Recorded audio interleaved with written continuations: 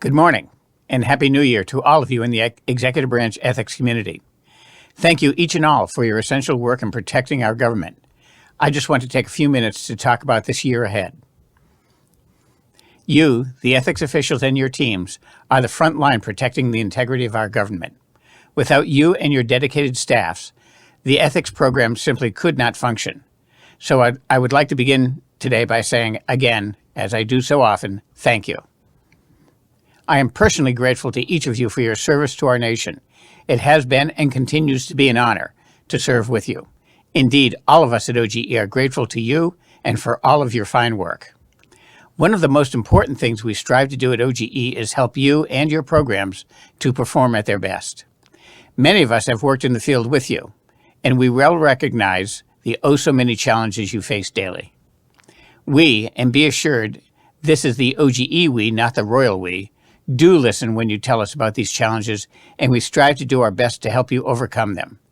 As an example, when we learned that programs were having trouble coordinating with their human resources side of the house, OGE issued a regulation requiring HR offices to provide you with support. In the year ahead, OGE plans to undertake more to help your program succeed.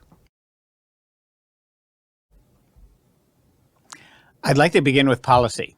At the foundation of the ethics program are the rules we implement. As our government world evolves, as the business world changes, as our country moves to new norms, the rules also must keep up. So this year, OGE will be doing much to ensure that our rules reflect these changes. First, we are in the process of modernizing the standards of conduct. We will be updating the rules to reflect long-standing guidance and lessons learned. We will be making technical changes to make our rules easier to use. And we will be updating the language and examples to make sure that all federal employees can see themselves reflected in the standards of ethical conduct to which they and we are all held accountable. Second, we recognize that there is limited guidance for navigating the ethical challenges posed by legal expense funds. So we are adding a new subpart to the standards to help you and your employees ethically navigate raising funds for legal expenses. We may or may not have a final rule in 2023. That is certainly our goal, and OGE is working hard on it. But when the rule does go live, it will hopefully assist you and your program better advise employees. Finally, we are taking a look at 5 CFR 2640. We are looking at ways to make it easier to navigate and simpler to understand. As we make these changes, you will be invited to provide input and suggestions, and I strongly urge and encourage you to take these opportunities to help us and the ethics community. Your input is vital. You do help OGE get these decisions right, and that is a benefit to all of us. Of course, regulatory changes aren't the only way we keep up with the need for new guidance. We also issue legal and program advisories to keep you informed and advised of the latest policy guidance. In 2023, we plan to issue a number of opinions. We will tackle such topics as digital assets, social media usage, and the way the conflict of interest laws and ethics rules apply to employees who own various digital assets like cryptocurrency.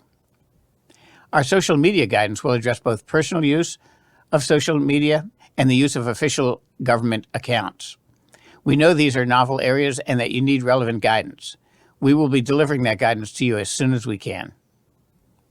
Of course, OGE is not the only driver of ethics policy. The ethics laws, as passed by Congress and signed by the President, form the footing of our program. In 2023, OGE will, as ever, be watching activity in Congress closely to see which bills could or would affect the ethics program. Whenever there are significant proposals, we will work to ensure that Congress is informed of the implications of any changes the proposals might generate. For example, OGE was consulted on the recent recodification of the Ethics in Government Act, which was moved from the appendix of Title V to Chapter 131 of that title. The law did not make any substantive changes to the Act, but OGE quickly provided an advisory to help you navigate the changes and citations. And we will ensure as best we can our community is as aware and informed of any legislative change. OGE plans to issue a legal advisory that summarizes relevant legislative activity from the 117th Congress, a practice we have put in place at the end of each Congress. OGE will also revise and publish the compilation of ethics laws reflecting changes from the last Congress. So, look for policy changes, both small and possibly big, this year. OGE will endeavor to make your voice heard in the process to the extent we can, but we will always strive to ensure that you are prepared and informed. There is also likely to be an increase in congressional oversight this year, and as always, OGE will fulfill its duty to be responsive. There will also be action regarding OGE's financial disclosure, transparency, and Form 201 renewal programs and initiatives this year. Something all of us in the ethics community share is the familiarity with financial disclosure reports. Financial disclosure has always been and continues to be fundamental to fulfilling our collective mission to prevent conflicts of interest. OGE is very aware of the massive scale of your financial disclosure work. We are very much aware of how much time and energy it takes to effectively carry out the financial disclosure program. More to the point, how much of your and your colleagues' time and energy it takes. As such, one of our top priorities in 2023 will focus on the financial disclosure system. First, we will be making updates to the public and confidential financial disclosure guides. We know you need timely and accurate guidance on how to report and how to analyze financial instruments. The updates to the guide will help you keep pace with our ever-evolving financial services sector and help you support filers with increasingly sophisticated financial holdings. Second, we will continue our work alongside you, reviewing reports that require a second-level OGE review. Timely review of these reports is key to promoting the public's confidence in government decision-making and helps protect and project the integrity of your agencies and its most senior leaders.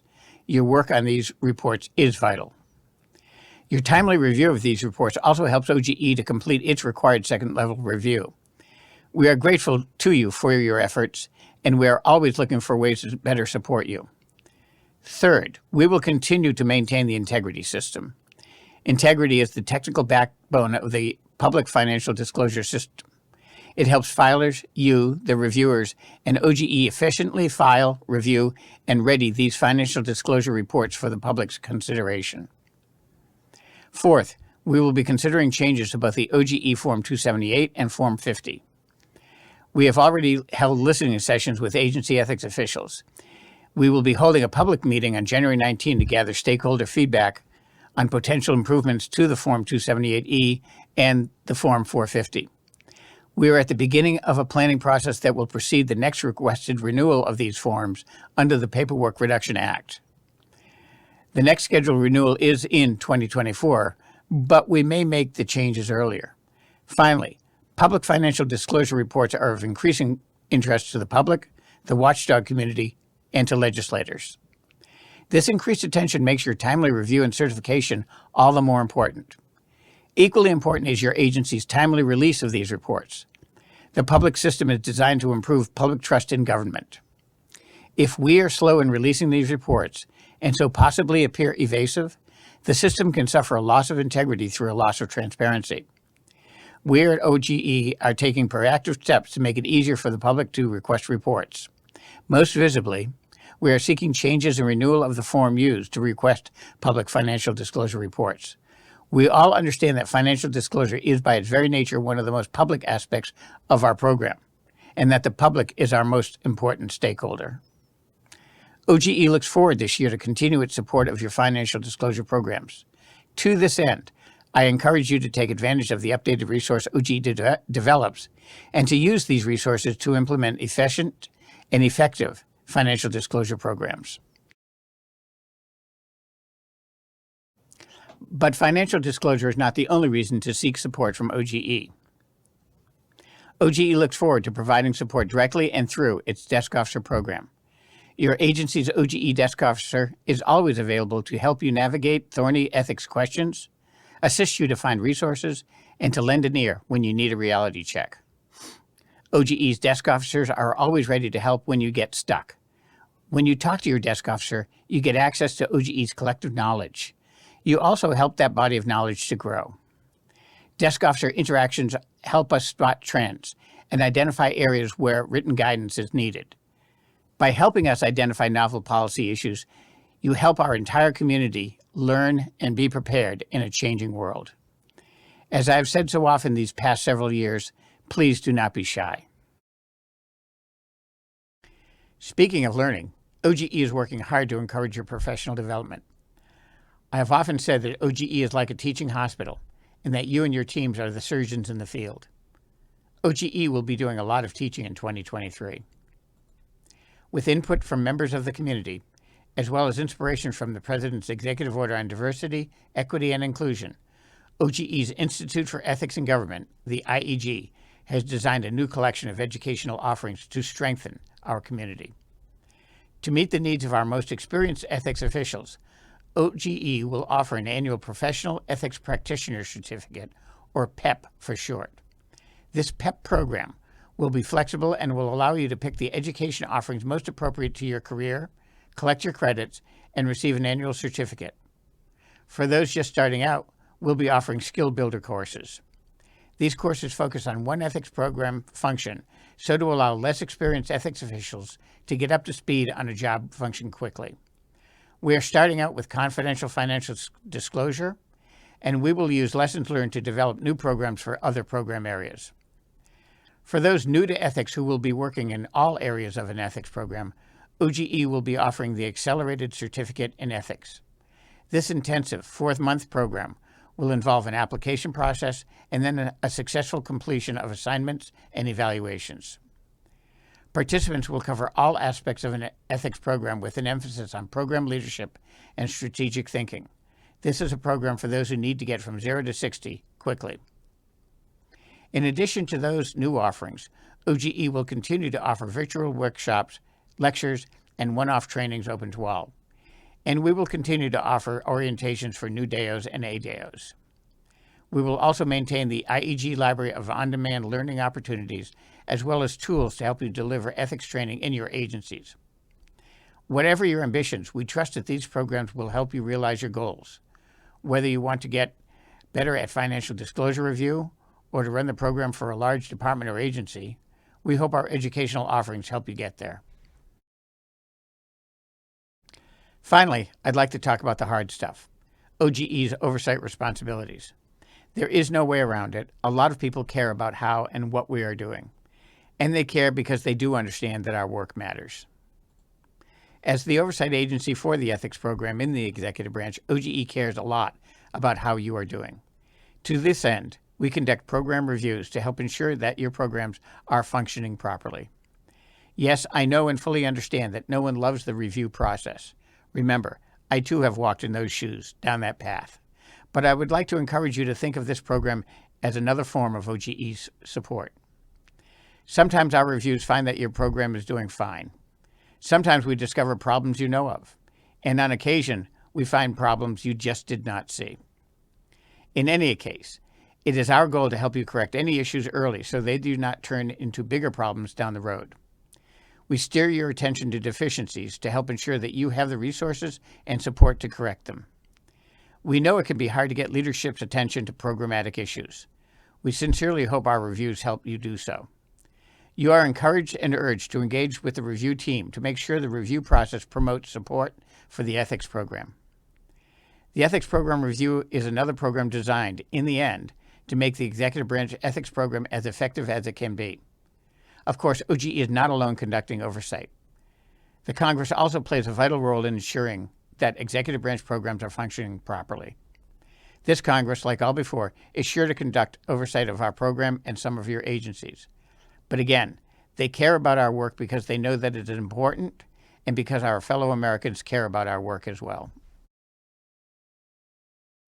So, as you go about your vital work, remember, many are watching and many care.